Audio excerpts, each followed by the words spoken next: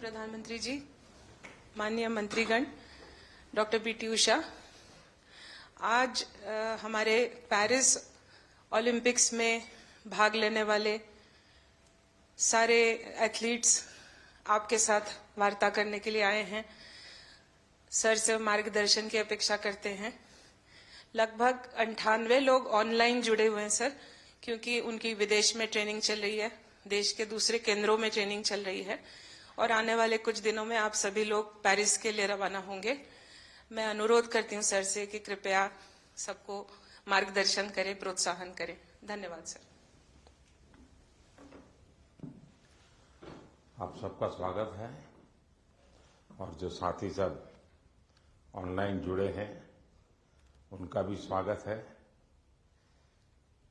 साथियों, मैं आज तो ज्यादा समय नहीं लेता हूं आपका, क्योंकि वो आप जाने के मूड में होंगे और जीतने के मूड में होंगे और मैं आपका जीत करके वापस आओगे तब स्वागत करने के मूड में हूं।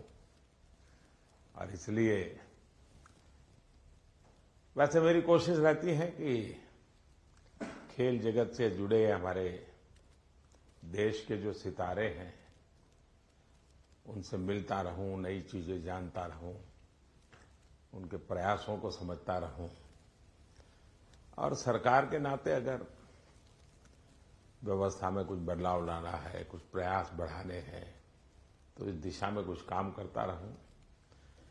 और मेरी कोशिश ये रहती है कि सबसे डायरेक्ट इंटरेक्शन करूं ताकि फर्स्ट हैंड इन्फॉर्मेशन मिलती है। खेल का एक स्वभाव होता है जी, हर विद्यार्थी का जैसे रहता है, जब वो पेपर देने जाता है एग्जाम के लिए तो पूरे घर को ऐसा विश्वास देता है कि बस आप चिंता मत कीजिए, मैं रैंक लेकर के आने वाला हूं। और जब उसको तो पता चल जाता है एग्जामिनेशन में क्या हो रहा है, क्या कर पाएगा, ठीक गया नहीं गया, तो निकलते ही शुरू कर देता है। पंखे की आवाज बहुत आ रही थी, खिड़की खुली थी तो मजा नहीं आ रहा था, टीचर बार बार मेरी तरफ देखते थे। तो आपने देखे होंगे ऐसे स्टूडेंट्स, उनके पास बहुत सारे बहाने होते हैं और हमेशा वो परिस्थितियों को दोष देते हैं। और ऐसे लोगों की कभी जीवन में प्रगति नहीं होती है। वो बहाने बजाने में मास्टर हो जाते हैं लेकिन प्रगति नहीं कर पाते। लेकिन मैंने देखा है कि मैं कई खिलाड़ियों को जानता हूं, वे कभी भी परिस्थितियों को दोष नहीं देते। वो हमेशा कहते हैं कि जी मुझे वो टेक्निक मेरे लिए नई थी, वो जो करता था मैंने अंदाज नहीं लगाया कि वो भी एक तरीका हो सकता है। कहने का तात्पर्य है कि दोस्तों, हम खेलने के लिए जा रहे हैं, हम अपना बेस्ट परफॉर्मेंस के लिए जा रहे हैं, लेकिन ओलंपिक सीखने का भी बहुत बड़ा मैदान होता है। अब तो एक तो मैं अपना खेल खेलूं और टेलीफोन करके सबको बताता रहूं, देखिए जैसा रहा वैसा रहा। दूसरे होते हैं बाकी हर खेल देखने जाते हैं, फलाना देश कैसे खेल रहा है, टिकना देश कैसे खेल रहा है, और वो चीजों को पूरी तरह ऑब्जर्व करता है, कोशिश करता है एब्सॉर्ब करने की और आकर के अपने कोच को भी बताया कि यार भाई मैंने देखा उसने तो बड़ा कमाल कर दिया था लास्ट मोमेंट, अब मुझे भी बताइए वो क्या टेक्निक थी।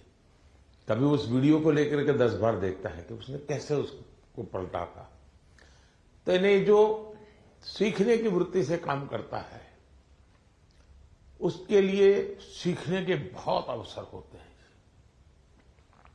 जो शिकायत में जीना चाहता है उसके लिए भी अवसरों की कमी नहीं होती।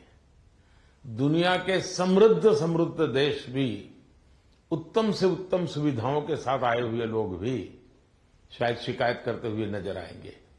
और हमारे जैसे देश के लोग जाते हैं, कई कठिनाइयां होती है, बहुत सी असुविधाएं होती है, लेकिन दिल में उसके मन में रहता है मेरा देश, मेरा तिरंगा झंडा, और इसलिए वो कठिनाइयों को, असुविधाओं को बिल्कुल साइड में रखता है, वो अपने मिशन के लिए लग जाता है।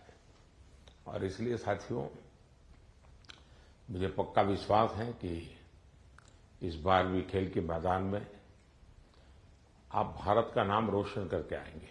जो पहली बार जा रहे हैं, जिनको ओलंपिक में जाने का पहला मौका मिल रहा है, ऐसे कौन कौन है? अच्छा, बेटियों की संख्या ज्यादा है, पहलवानों की संख्या ज्यादा है? अच्छा, जो पहली बार जा रहे हैं उनके मन में क्या चल रहा है, मैं जरा सुनना चाहूंगा, आप क्या सोच रहे हैं? आप में से कोई भी बताए। हाँ बताइए, आप कुछ कहना चाहती हो ना? ये पीछे, हाँ बताइए। हाँ, अपना परिचय बता दीजिए। और मैं रमिता जिंदल हूँ। एयर राइफल शूटिंग में मैं पहली बार ओलंपिक्स में जा रही हूँ, तो I am very excited to go because Olympics में जाने का सपना तो स्टार्टिंग से ही था मेरा, जब से स्पोर्ट्स स्टार्ट किया है मैंने। तो मुझे काफ़ी एक्साइटमेंट भी है और साथ में मोटिवेशन भी है काफ़ी कि देश के लिए मैं कुछ अच्छा करके आऊँ वहाँ। आपकी ट्रेनिंग कहाँ कहाँ हुई है? मैं हरियाणा से हूँ, बट मैं ट्रेनिंग चेन्नई में करती हूँ। परिवार में भी और कोई खेल जगत से जुड़े हुए थे कि आपने नहीं शुरुआत की? नहीं, मैंने ही शुरुआत की है। अच्छा, वरना हरियाणा में तो हर घर में खिलाड़ी मिलेगा। बैठिए। और कौन कुछ बताएंगे अपना, जो पहली बार जा रहे हैं? बेटियां तो बहुत बता सकती है। दीजिए, वो बोलेगी कुछ। हाँ, मेरा नाम रितिका है और मैं हरियाणा रोहतक से हूँ और मैं बहुत खुश हूँ, मैं पहली बार जा रही हूँ। एक्साइटमेंट भी बहुत है कि मैं अपना मैट पे प्रदर्शन दिखाऊंगी, पूरे देश की नजर मुझ पे होगी और सभी लोग दुआ भी कर रहे हैं और मैं भी अपना 100% दूंगी। शाबाश। और बोलिए ना। हाँ दीजिए, आप संकोच कर रही है, बोलना है, आपको बॉडी लैंग्वेज कह रही है। मेरा नाम अंतिम पंगाड़ है और मैं 53 kg में रेसलिंग करती हूँ। मैं अभी 19 साल की हूँ और मैं ओलंपिक खेलने जाऊंगी। बहुत खुशी है मुझे कि भाई अभी तक ओलंपिक में सिर्फ कुश्ती में एक ही मेडल आया लड़के का, और वो भी ब्रॉन्ज आया, तो मैं चाहती हूँ मैं इससे भी अच्छा मेडल लेके आऊँ। शाबाश। अच्छा, आप में से 18 से भी कम उम्र के कौन कौन है जिनकी एज 18 से कम है? एक, हाँ बताइए बेटा। Hi, I'm Dhanidhi Desingu. I'm 14 years old. I'm from Kerala, but I represent Karnataka generally. I am really excited to go to the Olympics this year as being a part of Team India. It's a great honor and a great privilege that I got to be a part with such an amazing team this year. I know that it's just the start of my journey, and I know that there's a long, long way to go for me and for all of us over here. I hope that we all make our country proud, and I hope that we come back with great achievements and lifetime goals. Wish all the best. अच्छा, जो लोग 3 बार से ज्यादा बार Olympic में गए हैं, ऐसे कौन कौन है? More than 3 times। हाँ, जरा उनसे सुनेंगे। हाँ, मोर देन 3 times। हाँ बताइए। हाँ, कहिए, झारखंड वालों को तो छूट है कुछ भी बोलने की। नमस्ते सर, मेरा नाम दीपिका कुमारी है, मैं आरजे को रिप्रेजेंट करती हूँ। सर बहुत खुशी है और कि ये चौथा ओलंपिक है मेरा और मैं बहुत एक्साइटेड हूँ और ये काफ़ी एक्सपीरियंस है, तो मैं उस एक्सपीरियंस को चाहूँगी कि उस एक्सपीरियंस को यूज़ करूँ और उसी जोश और उसी कॉन्फिडेंट के साथ रिप्रेजेंट करूँ और अपना 200% दूँ। Thank you. अच्छा, आप जो यहाँ नए खिलाड़ी पहली बार जा रहे हैं, उनके लिए क्या संदेश देगी, जो पहली बार जा रहे हैं इस टीम में? सर मैं बोलूँगी कि डेफिनेटली कि एक्साइटमेंट बहुत ज़्यादा होता है, बट मैं उनको बोलूँगी कि उस चकाचौंध में वो ना घुसे, जितना हो सके वो खुद पे फोकस करे और इंजॉय करें, पर पूरे फोकस के साथ, पूरे सेल्फ कॉन्फिडेंस के साथ। और मैं ये बोलूंगी कि मेडल जीतना है, उसके पीछे ना भागे, वो परफॉर्म करे, अच्छा परफॉर्म करे ताकि मेडल उनके पास आए। अब 3 बार आप हुआ आई, पहली बार गई, उसमें कुछ सीखा होगा, कुछ आपने आकर के उसको प्रैक्टिस किया होगा। दूसरी बार गई, कुछ और सीखा होगा। मैं जान सकता हूं कि आपने ऐसा कौन सी चीजें नई एडॉप्ट की जिसके कारण आपका कॉन्फिडेंस भी बढ़ा है और आपको लगता है कि आप देश को कुछ दे पाओगे?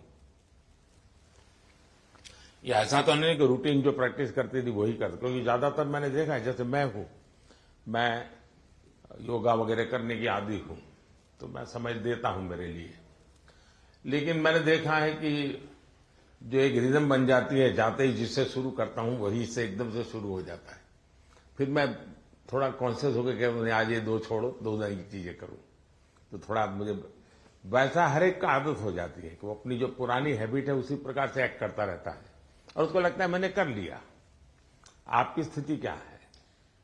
सर, जो पुरानी अच्छी आदत है उसको कंटिन्यू करते हैं, और जैसे लास्ट टाइम कोई भी मैच से अगर हम हारते हैं तो उससे सीखते हैं और प्रैक्टिस में आके वो गलती ना करें, उसको हम हर दिन रिपीट करते हैं ताकि वो हमारे आदत में उतर आए, जो अच्छी आदत है वो उतर आए, और वही चीज हम कंटिन्यू करने की कोशिश करते हैं। कभी कभी बुरी आदत भी तो आदत बन जाती है, शरीर का हिस्सा बन जाती है।